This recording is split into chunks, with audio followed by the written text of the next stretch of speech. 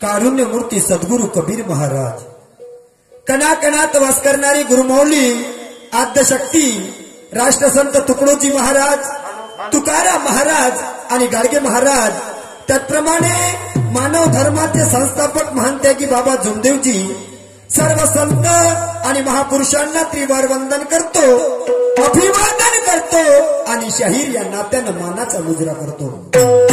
खऱ्या गमतीच्या रसिक बंधू आणि भगिनींनो, तसेच माझ्या युवा मित्र हो, तुमच्या सर्वांच्या चरणावर नतमस्तक होऊन नम्र निवेदन। महाराष्ट्राचे सुप्रसिद्ध शाहीर आमचे आजोबा शाहीर श्रीरामजी तितुरवाले यांच्या आशीर्वादाने, त्याचप्रमाणे आमचे गुरुवर्य आमचे वडील शाहीर अंबादासजी नागदेवी सुमलवालावाले यांच्या प्रेरणेने, तसेच आमचे मोठे बंधू शाहीर विजयजी चकोले नीलज खंडाळावाले यांचा आदर्श मी माझ्या डोळ्यासमोर ठेवून ह्या लोककलेच्या क्षेत्रात पदार्पण केलेले आहे। माय बाप हो, लोककलेच्या क्षेत्रात पदार्पण करून तुम्हा रसिक मायबापांच्या आगाध रूपी प्रेमाने माझ्यावरती भरपूर असा कार्यक्रमांचा वर्षाव होत आहे। दिवस रात्र कंटिन्यूचे कार्यक्रम आहेत आणि त्यामुळे माझ्या आवाजात किंवा माझ्या सहकारी कलाकारांच्या कलाकृतीत आवाजात काही फेरबदल झाल्यासारखं वाटलं तरी पण आपलं पोटचोपोर समजून आमच्याकडून होणाऱ्या चुका आपल्या पदरात घेऊन गोळ करून ऐकून घ्याल एवढी आशा बाळगतो। आणि होऊ घातलेल्या कार्यक्रमाला सुरुवात करण्याआधी माझ्या पार्टीचा अल्पसा परिचय देताना अमर गायन पार्टी तुर्रा घराणे, अमर गायन पार्टी तुर्रा घराणे लाटणी सोमलवाला शाहीर आर्यन भाऊ श्रीकांत, त्याचप्रमाणे आमचे डान्सर आहेत सागर अँड वेदू, नक्कलकार आहेत जॉनी बाबू, ढोलक मास्टर आहेत अनिकेत दादा, क्लॅट मास्टर चुन्नी बाबा सुतार, पार्श्वगायक ज्याला म्हणतो असे आमचे मोठे बंधू नागोरावजी भावने आणि सहगायक म्हणून आहेत विठ्ठलजी वाघाडे। असा हा आमच्या पार्टीचा अल्पसा परिचय देऊन मी माझ्या होऊ घातलेल्या कार्यक्रमाला सुरुवात करतो। जय हिंद, जय महाराष्ट्र।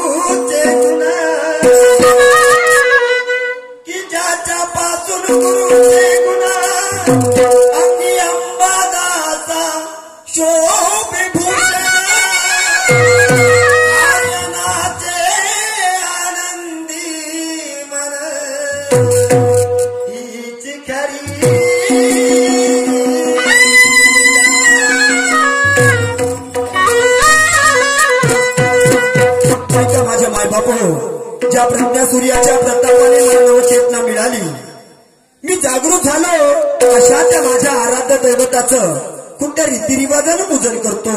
प्रारंभी गीतासाठी तर्ज घेतलेली आहे.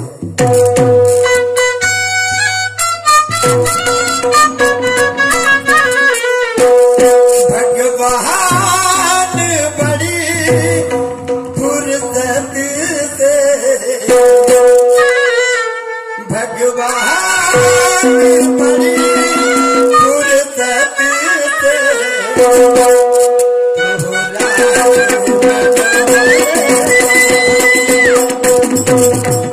भगवान बड़ी फुर्सत से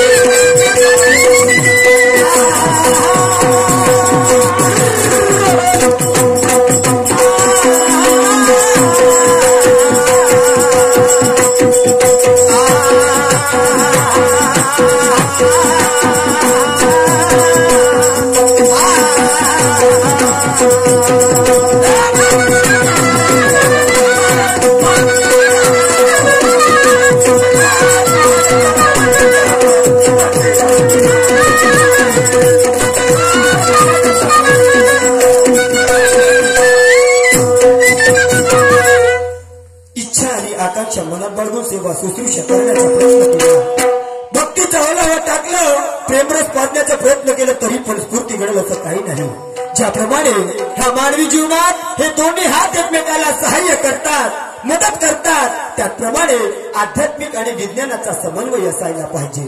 नुसत्या त्या आध्यात्मिकाकडे जर आपण पाहायला गेलो, मनुष्य समाज बुद्धी निर्भूत करू शकतो, आणि हा विज्ञान नाच जर का करायला गेलो, संपूर्ण विश्वाची राखरांगोळी झाल्याशिवाय राहणार नाही. प्रामुख्याने दोन्ही गोष्टी महत्वाच्या आहेत. आणि म्हणून काय म्हणतो, जरा लक्षपूर्वक ऐका. म्हणजे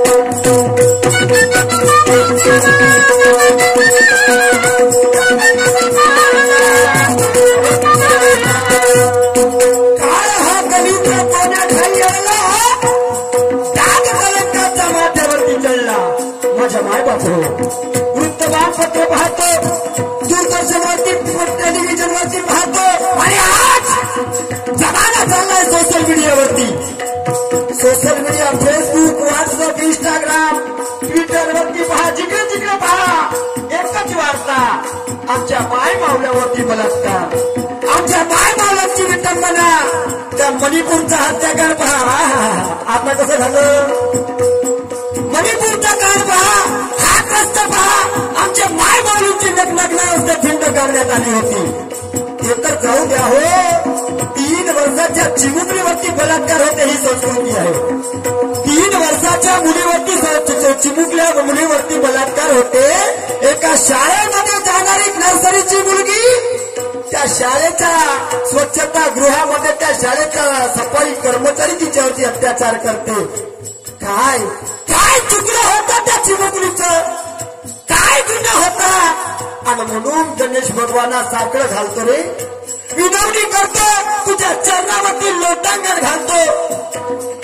तोंड बंद करण्याची वेळ नाही, डोळे बंद करण्याची वेळ नाही, तर तोंड खुले करण्याची वेळ आहे. आणि म्हणून काय म्हणतोय,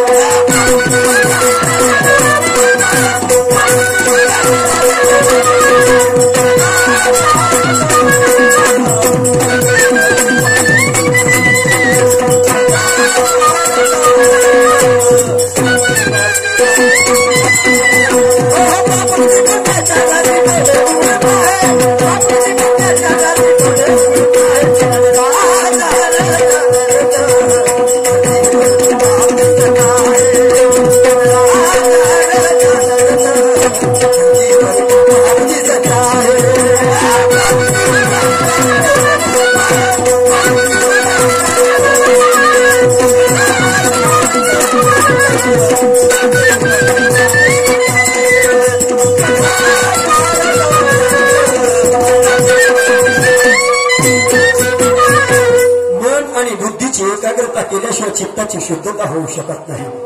आणि हे चित्त जर शुद्ध झालं नाही, कोणी मायचा लाल असेल का सन्मार्गाची गती सन्मार्गाची प्राप्ती करणारा नाही. आणि म्हणून संत रविदास म्हणतात ये मन चंगा तो कटोती में गंगा. ये मन चंगा तो कटोती में गंगा. आधी मन घ्यावा हाती तोच गणराज गणपती. आधी मन घ्यावा हाती तोच गणराज गणपती. परंतु आमचे आजोबा शहीद श्रीरामजी म्हणतात मैं जिस गण को मानता नहीं जो गिरजा के पेट में समाया था. मैं जिस गण को मानता नहीं जो गिरजा के पेट में समाया था. मैं जिस गण को भजता नहीं जिसका शिव जी को गुस्सा आया था. मैं जिस गण को मानता हूँ वो सबका सृष्टि का दाता है. ब्रह्मांड का रचने वाला ये दुनिया का त्राता है. ये दुनिया का त्राता है. त्या गणाची विनवणी करताना त्या गणाची आराधना करताना काय म्हणतो है जरा लक्षपूर्वक ऐका माझ्या माय बाप हो.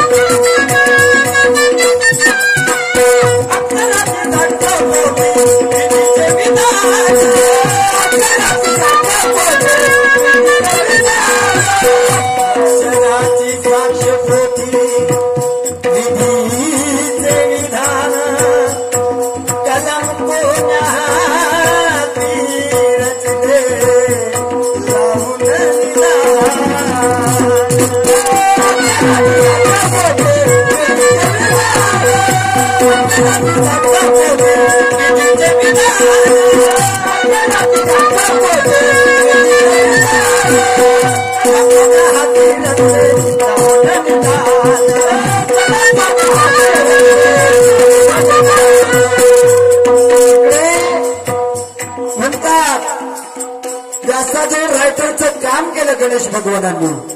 व्यासाजवळ रायटरचं काम केलं गणेश भगवानांनी.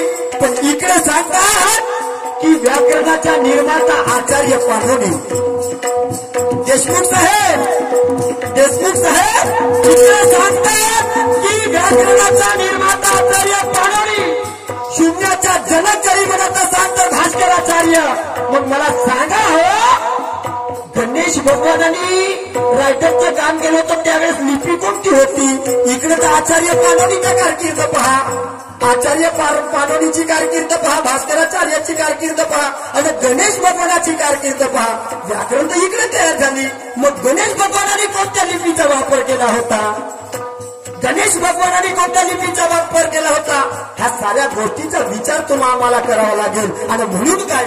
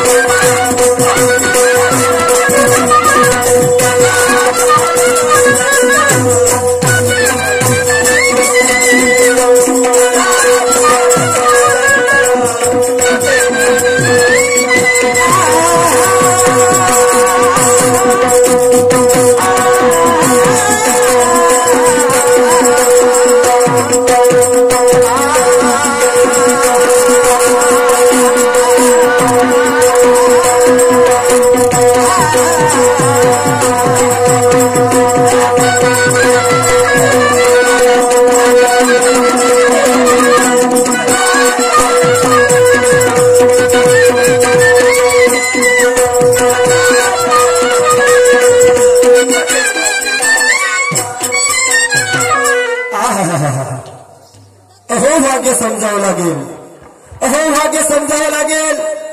लोहारा ह्या ठिकाणी बऱ्याच दिवसाच्या नंतर या ठिकाणी मंडईचे आयोजन. कमीत कमी 25 वर्षाचा कार्यकाळ लोटला म्हणताय. ह्या ठिकाणी मंडईचं आयोजन करण्यात आलं नाही. 25 वर्षाच्या नंतर या ठिकाणी मंडईचं आयोजन. आणि ह्या मंडळीच्या आयोजनाच्या निमित्त ह्या ठिकाणी दुय्यम खड्यागमतीचं कार्यक्रमाचं आयोजन करण्यात आलं. ह्या दुय्यम खड्यागमतीचे आयोजन आणि आजच्या ह्या कार्यक्रमाला आम्हाला प्रतिस्पर्धी, आम्हाला सहकारी म्हणून शहर लाभून दिले, ज्यांनी आपल्या आवाजाच्या भरोश्यावर, कलेच्या भरोश्यावर विदर्भात नाही, महाराष्ट्रात नाही, मध्य प्रदेशातही ज्यांच्या नावाचा डंका गाजतोय. कहा राजा भोज और कहा गंगोत्री, अशी परिस्थिती आहे. असे ज्ञानीवंत, गुणवंत, विचारवंत, अभ्यासू शहीर ज्यांचं नाव आहे मुकेशरावजी देशमुख, यांच्याशी आजचा दुय्यमचा प्रोग्राम.